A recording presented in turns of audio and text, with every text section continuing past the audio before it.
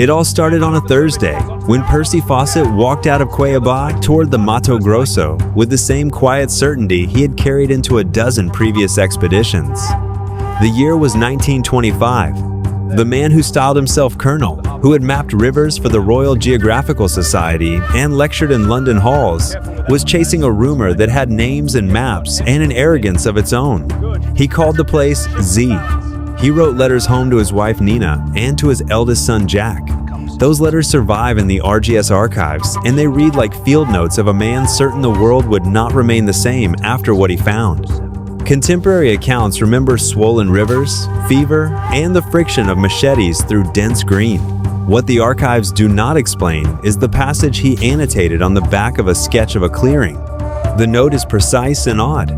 He recorded compasses spinning, a humming like distant bee swarms, and a thin sheet of glass or ice suspended 30 feet above the canopy that reflected the sun into patterns like carved coins.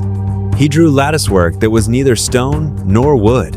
He marked the direction 13 degrees west and the time 14:07, underlining the minute 3 times.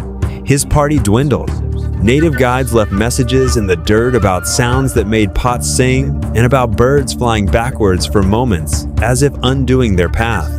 Fawcett sent a short telegram back to Rio and a final bottle letter dated May 1925 to Jack. It reads simply that he had found something and that he would press on. Then he and his son vanished into the riverine tangle. For decades, the disappearance became a legend. Searchers and sensationalists scoured newspapers.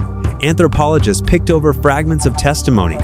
Decades later, in 1978, a British museum curator named Eleanor Hargreaves, cataloging donated materials from a retired Brazilian surveyor, found a sealed tin.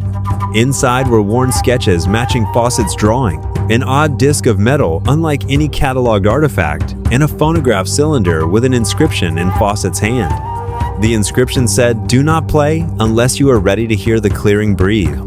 Eleanor played it in a London basement under permission from the Royal Geographical Society.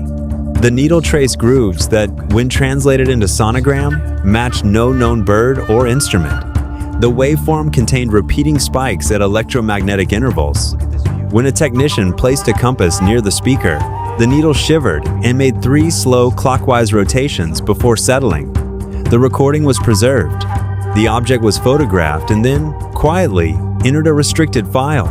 Researchers in Sao Paulo and Oxford compared satellite imagery from the 1960s onward and noticed a recurring anomaly above a patch of Mato Grosso.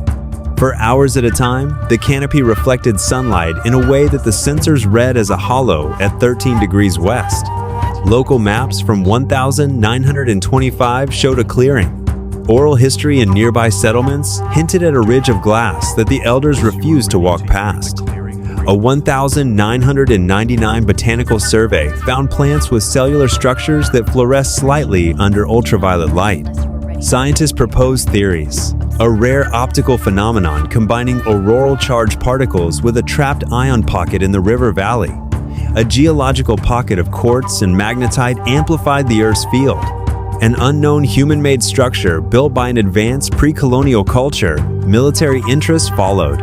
A declassified memo from 1943 hinted that the Ministry of Defense had records of radio interference originating from Mato Grosso during wartime flights. The story that sits across museums and journals is fragmentary. Some call it mass illusion. Others call it the most compelling unsolved encounter at the edge of cartography. The most persuasive evidence remains those 2 things the tabloids do not carry: Fawcett's detailed field sketches and that shard of metal, whose microstructure shows layers deposited in patterns not replicable by known 20th century metallurgy. Modern explorers who trek into Mato Grosso still come back with whispered reports. They speak of time slipping by a fraction of a minute near certain clearings, of their watches lagging for no mechanical reason, and of the way birds pause and hang in the light as if conversing with something above. In a lecture room at the Royal Geographical Society, a century after 1925, a grandson of Jack Fawcett held up a faded map and said simply that his grandfather never cared for fame. He wanted an answer. What happened to Percy Fawcett remains recorded in margins, in a breath held between the lines of geography and physics.